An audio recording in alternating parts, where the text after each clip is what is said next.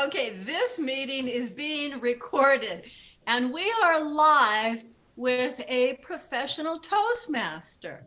In fact, this Toastmaster is the person who got me motivated to join Toastmasters. And Toastmasters is an organization where we learn how to be comfortable speaking. So I want everybody to join Toastmasters. So let's get to the question here. Our guest is named Ed Newman. And the question is hope when it seems hopeless. So Ed will enthrall us. He will entertain us. He will give us insights and he will excite us with his trials and tribulations of life when all hope seemed gone, but yet hope arises no matter what. So here is our young senior citizen who's been through it all, Ed Newman. Woo! Okay, Ed, give us a scoop here. Oh, gee whiz. I've got a lot of expectation to live up to here. Yeah, you better entertain, enthrall, excite, and infuse us here, Ed. Well, you said I was the one that got you into Toastmasters. Maybe I ought to explain what got me into Toastmasters because it was similar. It was a case of need to be. Please do. By that, I mean, I have a vast, diverse background of work. I was in the military between active and air guard for almost 23 years. I worked for a small business after I got out of the active Air Force. I owned my own business for 30 years. And then we had a small company called Cardinal Health, a major international company, come to us and wanted myself and my partner to come to work for them because we have been contracted to them for about 3 years. And we grew their business so fast, more than any other independent contractor.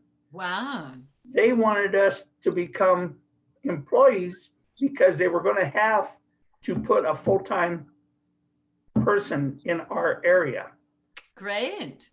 They offered me sort of a management job, which meant I was responsible for, I don't know, I think it was close to 200 technicians in the 14 Western states.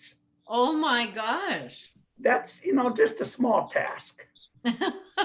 And that amounted to making sure that they were trained, they had their equipment, and they were visiting all the different facilities, hospitals that they were responsible for, because what we were doing was working on a medical dispensing system. So it's that's cool. Yeah, that's big business. Part of the hospital. I mean, it tracked the meds from the time it arrived in the pharmacy until it was either destroyed or consumed. Mm-hmm. So a lot of responsibility. But I was called a PRC, Product Repair Consultant. So not only working with the technicians, I had the lovely job of putting out forest fires between a technician and a pharmacy director. Uh-oh. And keeping everybody happy. Oh my gosh. So hard job. It was quite interesting. But after about, I think it was 6-7 months that I was hired, I had to go to a major meeting down in San Diego. And I had to talk about how my area was doing and so forth. Well, luckily, my boss and his immediate boss knew me very well, because when the CEO of the company says, I want him out of here, he doesn't know what he's talking about. Oh, well, wait a minute. You got canned? You got canned? Well, just wait. They went up to him and said, no, he's probably our best PRC we have. Oh, talk to him about making presentations like this. okay. My boss told me about Toastmasters. Yeah. While I was sitting in the airport waiting for my flight home, I was on my computer looking up Toastmasters. And that's when I discovered Moonlighters, which you and I are both a part of. And I was immediately joined them. I started really jumping into it. About 3, 4 months later, had another meeting I went to, and the CEO came up to me and he says, Ed, I want to apologize because you really do know your business. He says, how did you learn to give presentations like that? And I told him, I says, it's Toastmasters. Okay, so he was your first presentation, he was ready to boot you out. And your second presentation, he was saying, what a great presentation.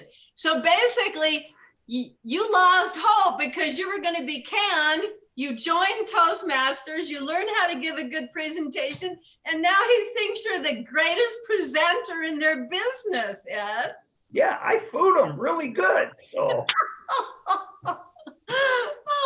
but that was a scary moment. But there again, no matter how dark of a situation you may be in, if you look at it thoroughly and look around, there's going to be a way out. Okay, so that's the message. No matter how dark of a situation we're in, if we look around, there's always a way out. Yes. Yes. And you